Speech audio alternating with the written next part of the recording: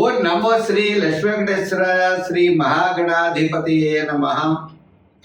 ఉగ్రం వీరం మహావిష్ణుం జ్వలంతం సర్వతోముఖం నృసింహం భీషణం భద్రం మృత్యుర్నమామ్యహం. ప్రేక్షకుల నమస్కారాలు తెలియజేస్తూ మనం ఈ మాసం అంటే జూన్ నెల రాశులకి ఎలా ఉంటుందనేటువంటి విషయాన్ని స్పష్టంగా తెలుసుకుందాం. మరి గ్రహాల యొక్క పరిస్థితి చూసినట్లయితే మనకి మేషరాశిలో వృషభ రాశిలోకి వచ్చేటప్పటికి రవి ఉన్నాడు, మిథున రాశిలో గురుడు, కర్కాటక రాశిలో కుజుడు, మరి మేష రాశిలో శుక్రుడు, శనేమో మీన రాశిలో శని, రాహు కుంభరాశిలో కేతు సింహరాశిలో. ఈ విధమైనటువంటి గ్రహాల యొక్క సంచారం ఉండడం ద్వారా ఇది సర్పదోష సంబంధమైందని అంటూ ఉంటారు. ఏదైనప్పటికీ దీని యొక్క ప్రభావం వల్ల అవచ్చు మనం వ్యక్తిగతమైనటువంటి రాశులకి ఈ జూన్ నెల ఎలా ఉంటుంది అనే విషయాన్ని మనం బాగా ఆలోచిద్దాం. తద్వారా సులభమైన పరిహారాల ద్వారా ఈ రాశుల్లో ఉన్నటువంటి మనకి సులభమైన పరిహారాల ద్వారా తప్పనిసరిగా దానిని మనం చెడు ప్రభావాన్ని నివారించుకుంటూ సన్మార్గంలో వెళ్ళడానికి జ్యోతిషం ఒక లైట్లా మనకు ఉపయోగపడి ఎంతో ఉపయోగకరంగా ఉంటుంది. ఇది హ్యాండ్ బుక్ అంటారు, కరసాధన లాంటిది పంచాంగం. చేత ఖగోళంలో ఉన్నటువంటి గ్రహాల ఆధారంగా తీసుకుని చెడు వస్తుందనేప్పుడు జాగ్రత్తలు, మంచి వస్తుందన్నప్పుడు కొంచెం వేగవంతంగా వెళ్ళి మన విజయాన్ని మనం సాధించగలుగుతాం. చెడు వస్తుందన్నప్పుడు ఏ సులభమైనటువంటి పరిహారాల ద్వారా దాన్ని మనం నివారించుకోవచ్చు అనే ఆలోచనతో ముందుకు వెళ్ళాలి. దీన్ని ఒక గైడెన్స్గా మాత్రమే స్వీకరిస్తూ మనం వెళ్ళినట్లయితే తప్పకుండా మన విజయాన్ని సాధించగలుగుతాం. రెండో విషయం, ఉద్యమే నైసిత్యంతి కార్యాణి మనోరథై. మన యొక్క ప్రయత్నం తప్పనిసరిగా ఉండాలి. ప్రయత్నం చేతనే విజయం సాధిస్తామనేటువంటి విషయాన్ని కూడా మీరు తెలుసుకోవాలి. మా కార్యక్రమం మీకు నచ్చినట్లయితే లైక్ చేసి షేర్ చేయండి. ప్రతి ఒక్కరు కూడా ఈ కార్యక్రమాన్ని 10 మందికి అందిస్తారని ఆశిస్తూ మనం మిథున రాశి, ఈ మిథున రాశి వారికి మిశ్రమైనటువంటి ఫలితాలు ఉన్నాయి. అయినా శుక్రుడు అనుకూలంగా ఉండడం ద్వారా విందులు వినోదాల్లో పాల్గొనే అవకాశాలు ఉన్నాయి. పుణ్యక్షేత్రాలను దర్శించే అవకాశాలు ఉన్నాయి. విశ్రాంతి గృహాల్ని దర్శించే అవకాశాలు ఉన్నాయి. అంటే మానసికమైన ప్రశాంత వాతావరణం అయితే తప్పనిసరిగా ఉంటుంది. అయితే ఇంకా జూపిటర్, సాటర్న్, రాహు ఇలా గ్రహముల యొక్క బలం మిశ్రమంగా ఉండడం ద్వారా, గురు బలం అనుకూలంగా లేకపోవడం ద్వారా కుటుంబ ఆర్థిక సంతానపరమైన వ్యవహారాల్లో నిదానముగా నడుచుకోవాలి. శని ప్రభావం ఉండడం ద్వారా అంటే అనుకూలంగా లేకపోవడం ద్వారా ఆరోగ్య సూత్రాలను పాటించాలి. ఇలా గ్రహముల యొక్క బలం మిశ్రమైనటువంటి ఫలితాలు కనపడడం ద్వారా ప్రతి పని కూడా ఈ మాసంలో చాలా ఆనందకరంగా గడిచినప్పటికీ దీర్ఘకాలిక ప్రయోజనాన్ని ఇచ్చేటువంటి పనులైతే మాత్రం ముందుకు వెళ్ళవు. అందుచేత మరి ఈ రాశి వారు విద్యార్థులైనట్లయితే దక్షిణామూర్తిని బాగా పూజించాలి. రాజకీయ నాయకులు సూర్య ఆరాధన చేయాలి. వృత్తుల వారు వెంకటేశ్వర స్వామిని ఆరాధించాలి. వ్యాపార పరంగా కూడా వెంకటేశ్వర ఆరాధన చేయాలి. నూతనమైన వ్యాపారాల్లో పెద్దగా యోగించే అవకాశాలు లేవు. సామాన్యమైనటువంటి వ్యాపారమే జరిగే అవకాశాలు ఉన్నాయి.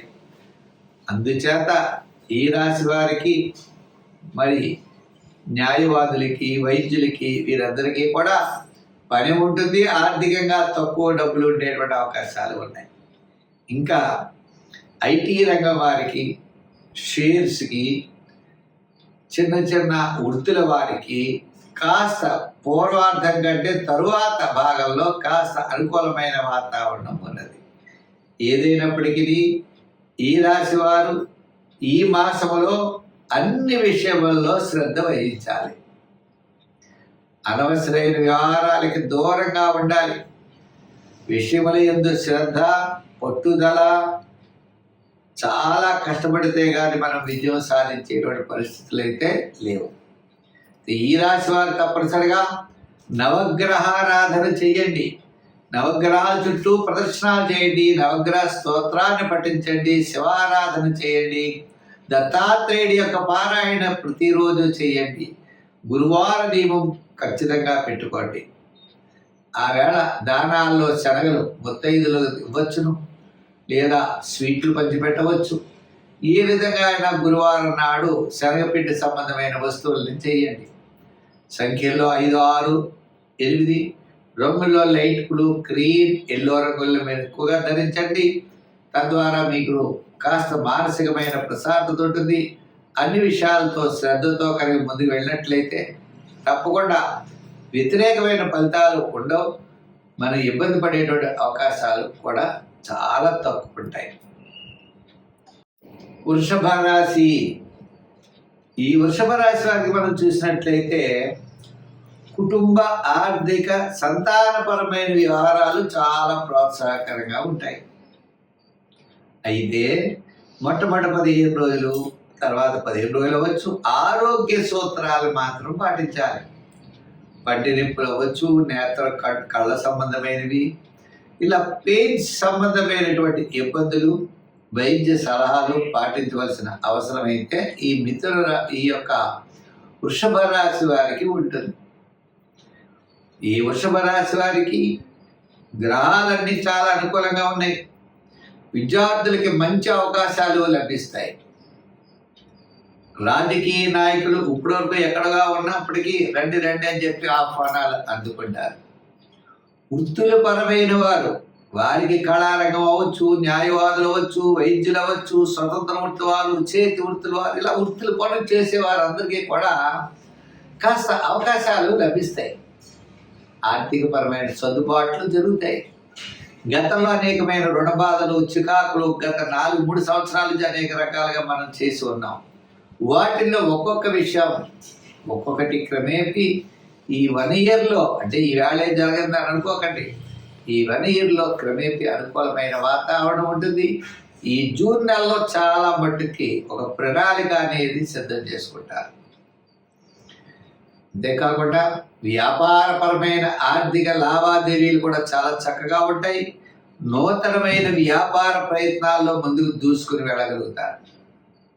ఆర్థిక ప్రోత్సాహం, గతంలో ఉన్న కోర్టు వ్యవహారాలు, రుణ బాధలు, అదేవిధంగా మనం బ్యాంకు రుణాలు మొదలైనటువంటి ఏవైతే ఉన్నాయో వాటిలో మీకు చక్కని క్లారిటీ వస్తుంది.